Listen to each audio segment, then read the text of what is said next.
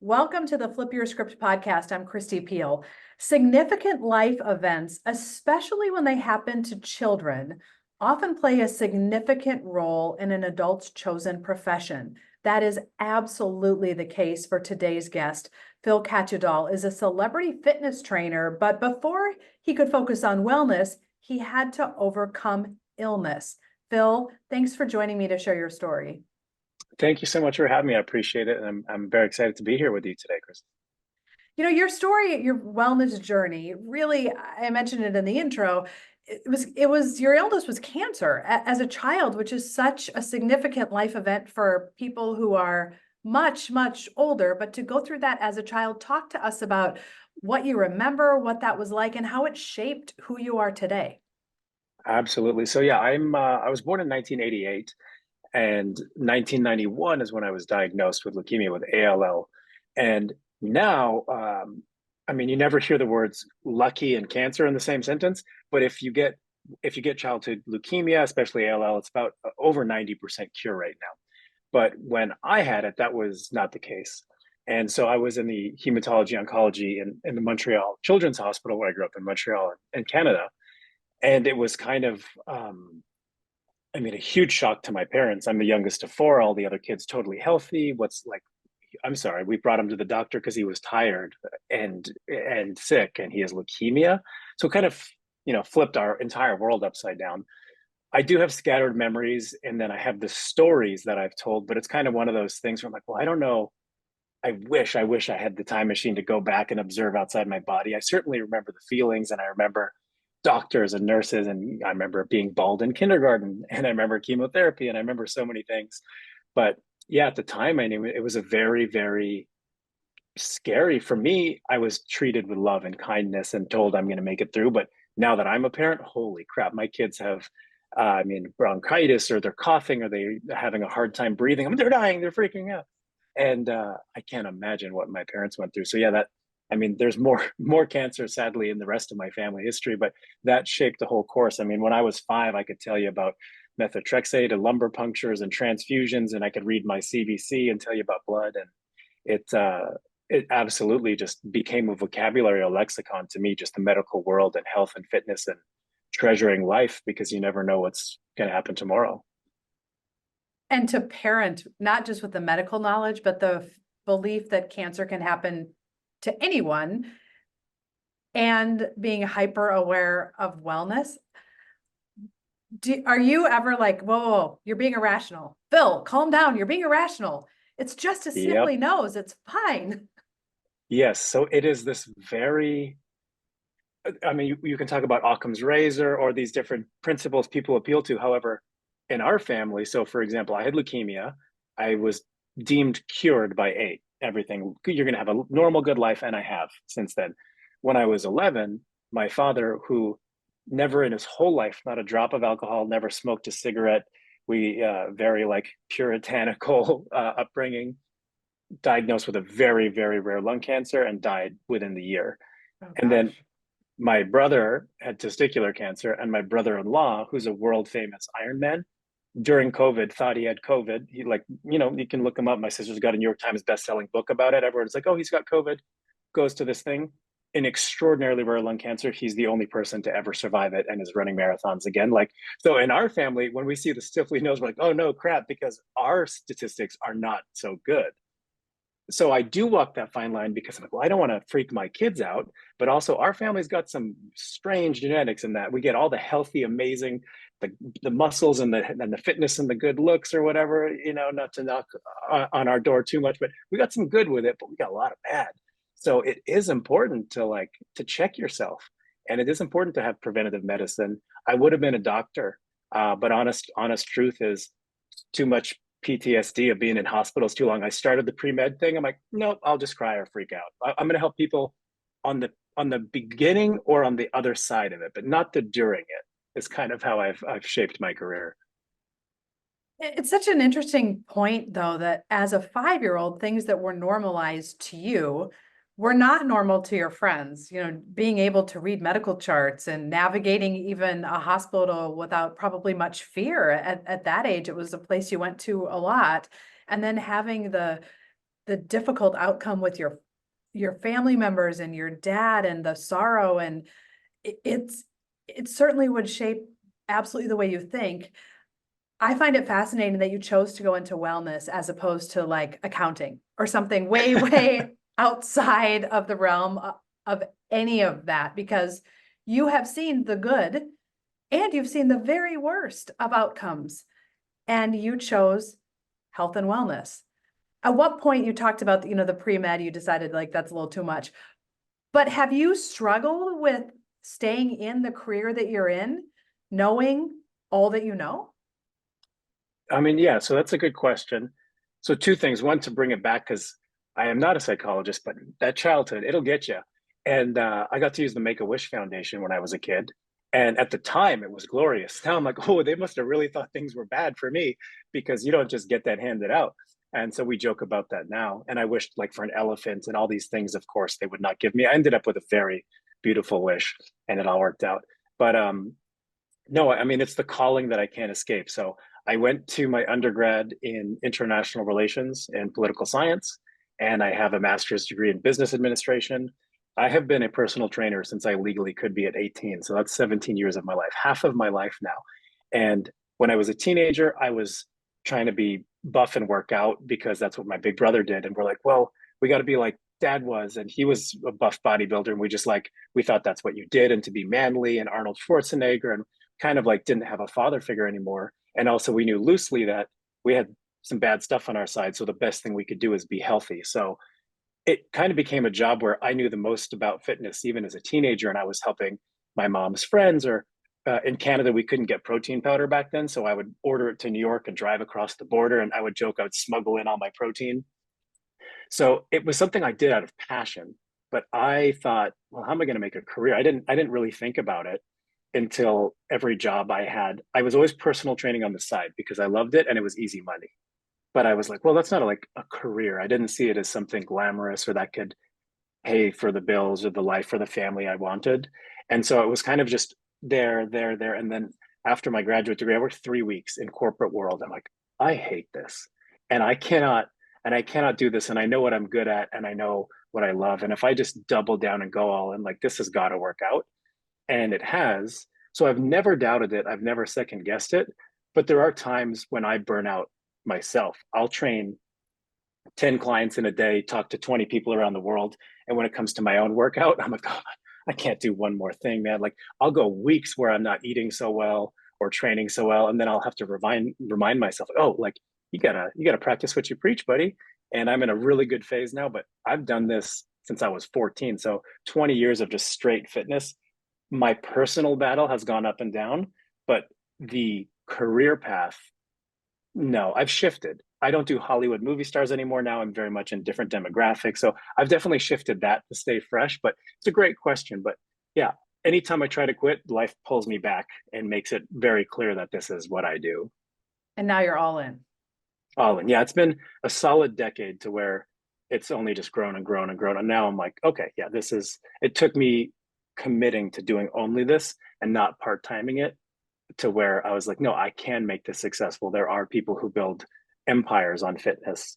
And I'm just, I had certain integrity in terms of I do pro bono work for cancer charities for obvious reasons, or here's who I work with, here's who I don't work. Here are my boundaries, here are my standards. I've put into place certain business practices to keep my brand and my philosophy and also my own sanity in check. But because of that, I can navigate that a little bit better. But it was a learning experience. The first few years of that were rough in terms of just being like, did I make a mistake? And I want to talk with you about the health part, the trends and all the things that are happening and what we're getting right and what we're getting wrong, just kind of collectively. But first, I want to do the entrepreneur path conversation, because a lot of people listening are, whether they're thinking about starting something or believing they might be in the wrong career path, or in school still wondering if they're doing the right thing. You did something pretty remarkable, which was after a couple of weeks of doing a career that you not just went to undergrad for, but you got a master's degree. in business, right? And you're in this Hmm. corporate thing and you went, not for me, I'm going to double down. I mean, that is brave. That takes courage. That is risky. What gave you the internal fortitude to know, man, win or lose here, I just can't be miserable forever? Because a lot of people feel like to be successful equals making major compromises and being a little bit miserable. And you just couldn't do it. Yeah, I mean, I hate to play the cancer card, but it's true, which is basically like anyone who's had a near-death experience, you pretty much only have two avenues. You're going down the, well, nothing means anything, this is all crap and I'm going to give up on life, or you have the everything means everything and nothing's guaranteed. So for me, like I'm always where I want to be when I want to be there doing what I want to do. And the second I realize it's not, then I'm not there because I'm wasting time. So if I'm at my work or I'm with a friend or I'm on a date or with my wife or I'm out with the kids or whatever, it's like that's what I'm doing in that moment. So being present, it's not something, I'm not a very religious or spiritual person. I did grow up that way, but for me, it's very practical in terms of like, no, I couldn't be there because the light flicked. And it was like, no, it's been 3 weeks. You already know the path. They're like, if you spend 5 years, 10 years, and then the sea level and do this and do that, I'm like, you're you're capping my time, you're capping my income, you're telling me this is what I may achieve if I do this. And then I'm seeing other people perform way worse but get paid the same. And it's all in this bureaucratic system. And that works great. I do have friends who are awesome accountants. My CPA saves my life. I mean, I have all these experts and consultants I go to, and they're like, if I had your life, I would have a panic attack because you never know what you're doing and you have to do your own retirement, your own healthcare for a family of four. Are you crazy? So yes, but for me, there's no other way. For me, now I did have the background. If I worked 3 weeks in consulting with 2 degrees and then said I'm going to go start a needlepoint business and I knew nothing about that, and I just one of my daughters into right now, that would be psychotic. That would that would not be putting together passion and skill. But by the time I chose that career path, I'm like, well, I do have this thing I've been doing for 7 years on the side, and people say I'm pretty dang good at it. Like to get the confidence to do that didn't come out of nowhere. And I do think some people wing it and get lucky, but a lot of people ask me about that entrepreneurial path. Like, when did you know this? I'm like, well, I had two completely viable options. And I'm a big believer in safety because crazy cancer and weird things can happen. If I get physically injured or something happens tomorrow, I have a completely dependable business resume and degree to fall back on. And I could consult from home, or I could do another job if I can't do fitness, or I can build a business because I have the skills that work with that, even if I couldn't physically do it. So I think for me, it was almost like I needed that insurance to feel safe for myself. I didn't do it. I didn't have parental pressure. I didn't have any of those outside forces. For me, it was like, this will give me less anxiety if I have more paths to feel safe. It's such a great way to look at it, not just the mindset about, nothing is guaranteed and we, kind of have to be all in and live life as if it could all not be there tomorrow, at least in the same way you think it should be or could be, or you expected it to be. But I really love how you're talking about when you did make the move. It does, to some people, it sounds very risky, but you already had done it long enough. It had been the side hustle. And this is advice I give to a lot of people who talk about starting their own business. Like if someone else is paying you for insurance and taking care of some of those needs and you want to dabble in something and you're not sure if you're going to love it, like do the dabble Yeah, before you go absolutely. all in. And that's exactly what you did. Yeah. And like, I don't work in sales, but I know a lot of people who do e-commerce and friends who've sold companies for millions of dollars. And they're like, yeah, you come up with a product, you come up with an idea, you sell 10, and then you do a little marketing, and then you sell 100. And if you sell 100, you can sell 1,000. And then if you sell 1,000, you can sell 1,000,000. You just need the right market. And it's very analytical. So in a sense, if you have a skill or a product or a passion or a service, I'm like, okay, well, when I wasn't even trying, I had people knocking on my door to train with me and asking for advice. So that's a good sign. What if I were trying? And if I was only charging this much to pay the bills, what if I doubled that? What if I tripled that? Hey, what if I 10 times it and got really, really famous and rich and cool clients? And then also that gives me the freedom to give a ton of people who can't afford it stuff for free. So I always joke when I do my clients who I work with and in the community or pay nothing or cancer, I'm like, oh, it's okay. It's being subsidized by a CEO. Like he's got billions, he's paying for this. and that's our joke. But yeah, it's part of the program. So it's a valid point, but I think it takes the risk and it takes a little bravery, but you have to base that in something, right? It has to have some sort of foundation. And if you do take the risk and you take the leap and it doesn't work out or you find it's no longer fun, someone hired you in corporate once, odds are your resume would still look great and you could still get that corporate job again if you needed to or if you chose to. So Yeah, it's a risk and you have sort of a backup if needed. yeah, 100%. That's the same way I viewed it. Okay, let's talk health and wellness because I mean, it's a multi-billion-dollar industry. Those of us who watch the Oscars or have eyes and look at social media have seen John Cena now mostly naked in the last, right, recently. And there's this ideal of what health looks like physically. And then there's the what it feels like, which those are often two different things. And then there's the quick hit, like there's the trend, there's Ozempic, there's the, low fat diet, the Mediterranean, there's all these things. How do you teach people what healthy even is in this industry that is quick fix, constantly changing? We used to think it was protein, now it's this, now it's that. There's just so much. Yeah, it's a nightmare out there. I mean, half of my clients around the world in all different countries, like I heard this, I heard that. It's also funny noting cultural differences. Like, oh, America's on this fad right now, and then I'll get a client from Australia or from Dubai or Norway, and they're asking about this. I'm like, that was 3 years ago. Where were you? But that's pretty much that's my first indicator that the sources or things they've been looking at are very um, obviously everything's capitalism, but capitalist forward in terms of they're trying to sell you a quick fix or a product.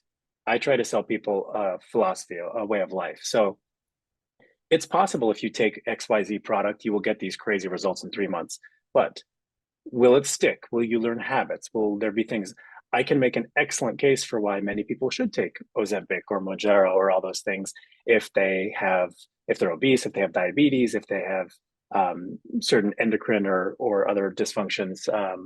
There are reasons for it. There are times where the pros outweigh the cons, and then we get into social media. I love John Cena. I love The Rock. I love a lot of these guys. I don't think it's a secret if anyone like they're all on steroids, copious amounts.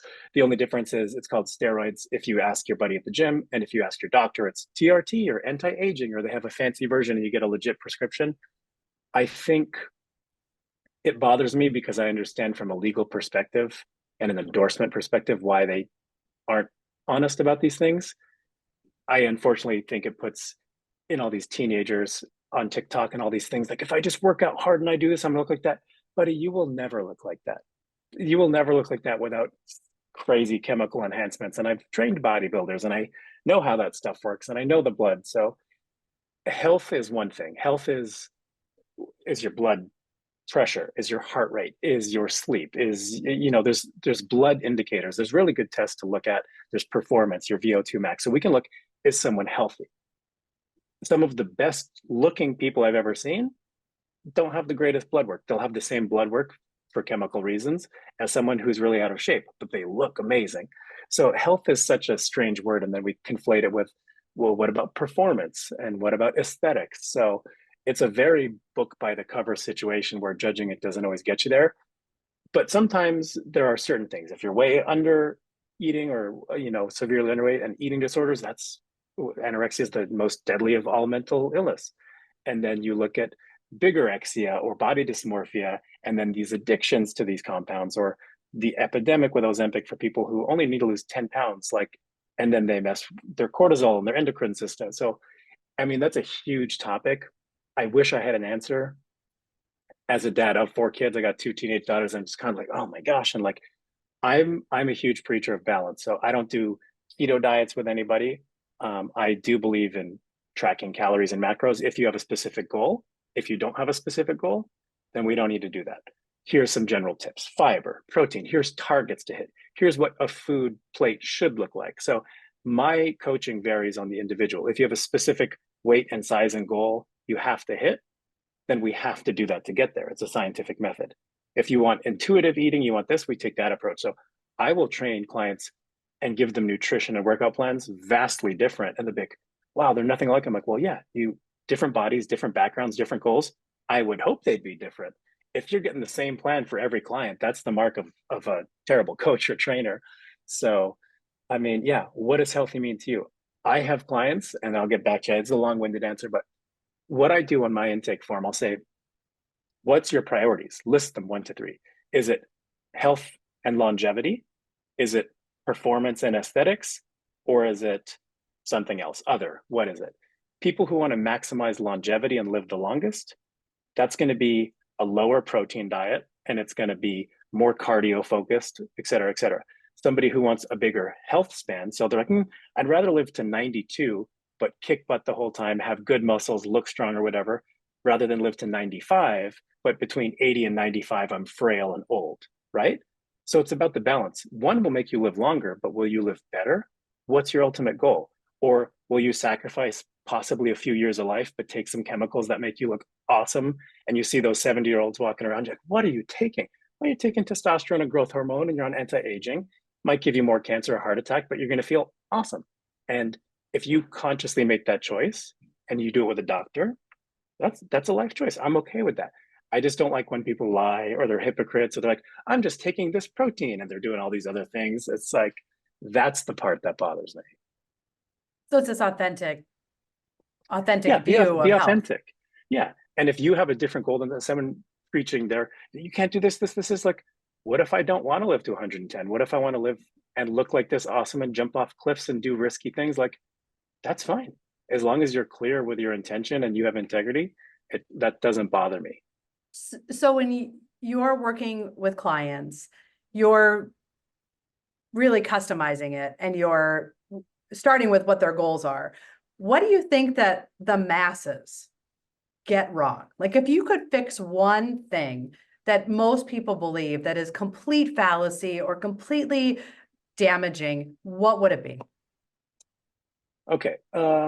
This is getting a ton of press lately, but it's true. Sleep is heavily underrated. So sleeping better, which includes heavily limiting caffeine, all stimulants, as well as what time of day you take it. So sleep and sleep quality is finally getting its due. In terms of nutrition, carbs making people fat, that's just plainly not true, just flat out scientific fact. And anyone selling you it's not all about calories, calories in, calories out. No, it is. It's a scientific principle.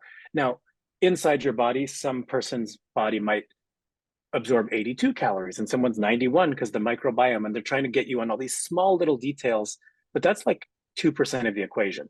98% of the equation is simple math. Are you burning more than you're taking in? So the people who are afraid of carbs are severely under eating because of this, or they haven't had a gram of fat in forever and they're stuck on the South Beach diet from 1982. So no single macronutrient is bad for you.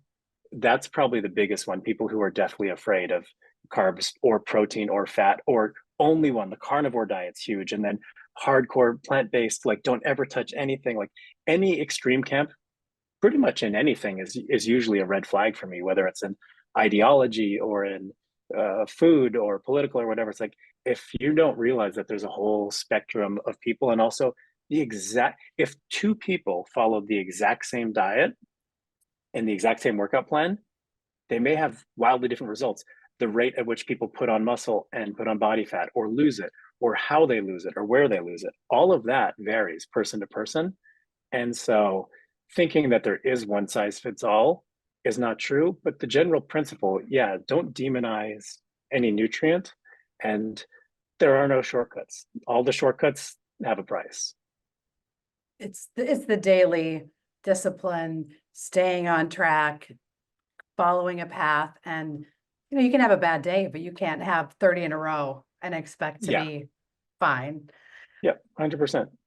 Phil, you do speaking and you've written books and you're working with celebrities, and I'm certain that people would love to hear whose bodies you've worked with so that they can say, oh, but whatever you're comfortable in sharing about, what's your message out there and who have you worked with? Because again, it's such Yeah. a big field, but when you get on stage and you talk to people, what is it that you really like to share? What message are you sending?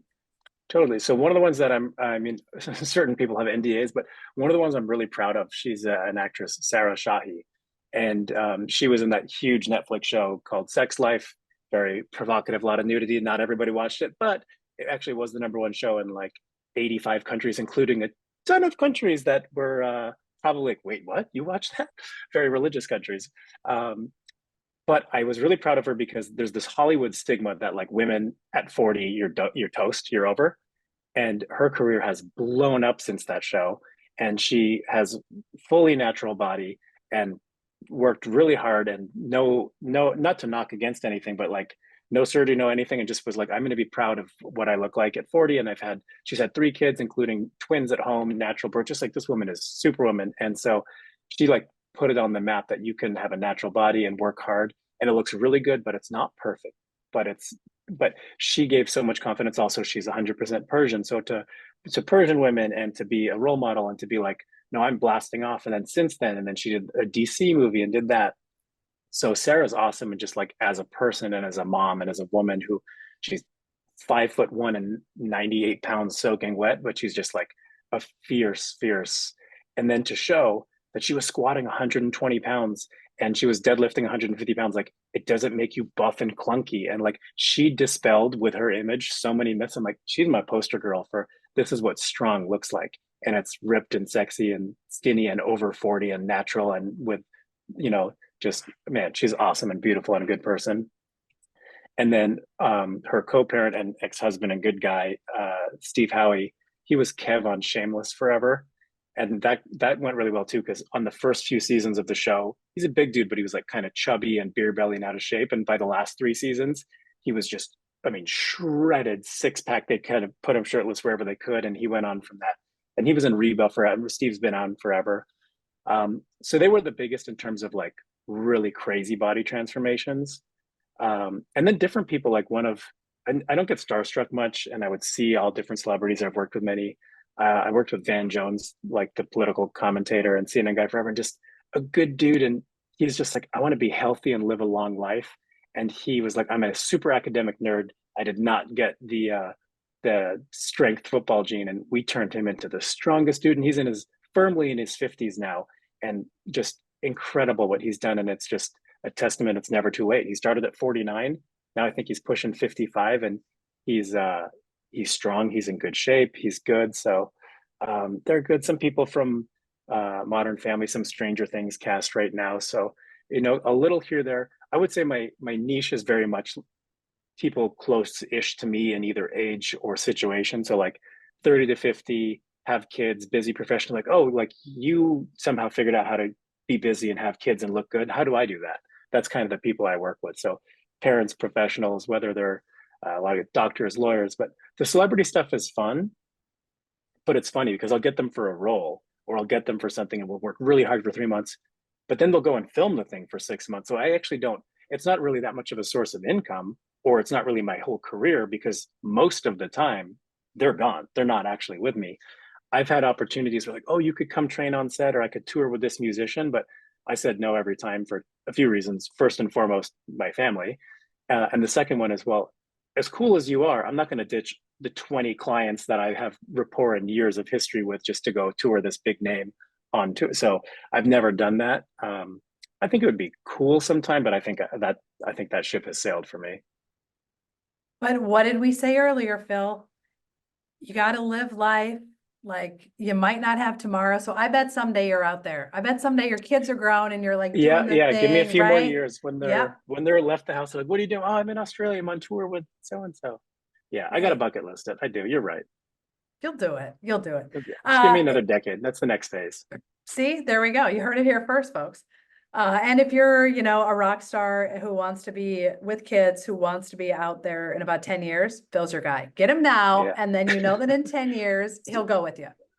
And other funny story, because I've had kids, it's funny, in my gym in Atlanta, I don't mind if you bring the kids. So I have a client, she trained her before the pregnancy, during the pregnancy, had the baby, and now she comes in to train with me. And there's photos on my Instagram, and I'll hold the baby and feed it the whole time while I'm training her. And people come in, they're like, does this service come with? I'm like, yeah, I should be like the Manny trainer. This should be my new career. She's like, you will sell out this town. Oh, for sure. People would fly I in love for it. that. Yeah, That's and I great. love having a baby. It's fun. I bet that that adds a little more flavor and a little more fun. Yeah, Unpredictable. and also makes it so that, I mean, there, not to get too political, but what's it called? Um, Thinking of it in French in Quebec. Mom gets to leave for Oh, work. maternity leave? Maternity leave. Yeah, I don't know what that word was only coming in French. Maternity leave. It doesn't exist here. And daycare, this and that. And it's like this woman was killing it, hitting all her goals, and I'm like, what? I'm just stop training you because you can't find a nanny. Like that sucks. Bring your baby. And now I got a new client, and she just had a baby, so I got two babies.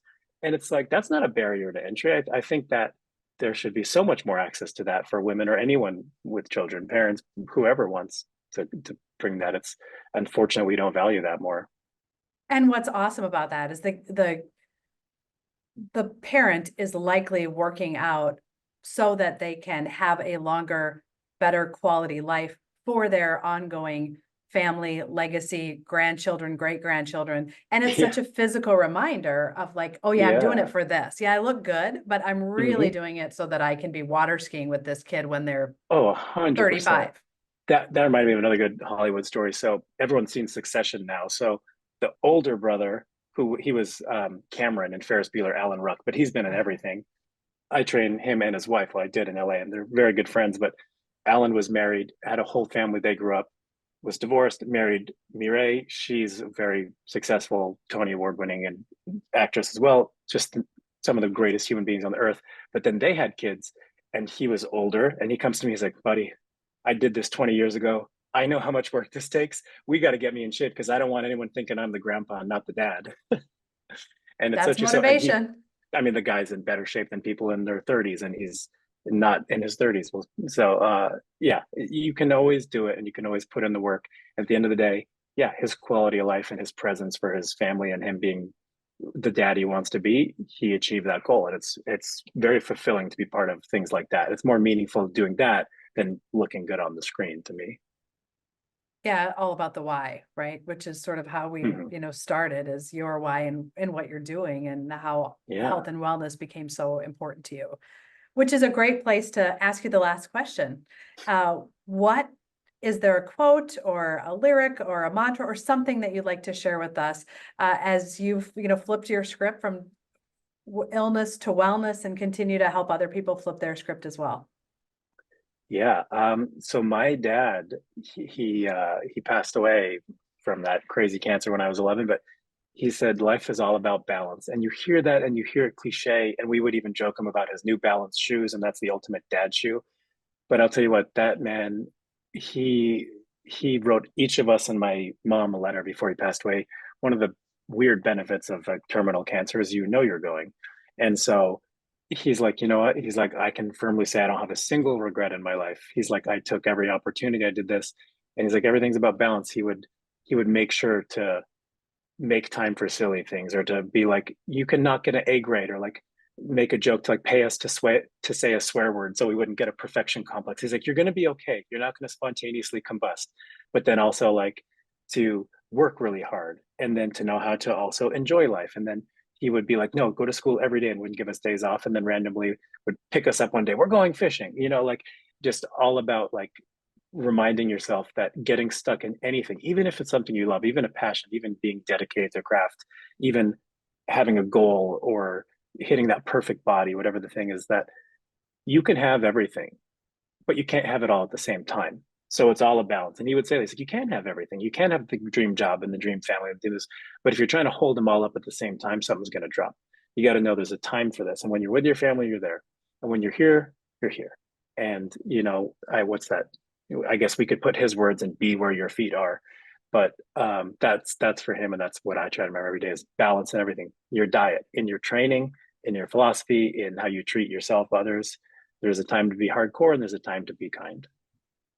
And That's great. there's never time to be mean. You can be stern, but I don't know. My mantra for my kids is work hard and be kind to people. We don't do meanness. It's unnecessary, right? Nobody wants Yeah. that. No, it's not going to teach anyone anything. No. Well, Phil, so thank you for sharing your story and a bit of your family journey. And we look forward to seeing what you're going to do next. And when you're watching a show or something and someone takes off their shirt, you might like, Yeah, that might be Phil's work. You could never be, know. could be. Yeah. Well, thank you so much. Yeah, it was a pleasure and honor to be here with you. Thank you. So this week's Flip Your Script challenge, Phil said, so he asked really good questions. And I think this week, pick one of those. Is it, what would your life be like if you believed that nothing was guaranteed? Is it perhaps a question about health? Do you want to be 95 and live one way, or 92 and live a different way? But I suspect that there are different things that Phil asked or talked about that probably are resonating in some way. So lean into that. My hope is Phil's story empowers you to believe you're capable of more than you think, to discover motivation, to uncover inspiration, and to find the strength to turn the page.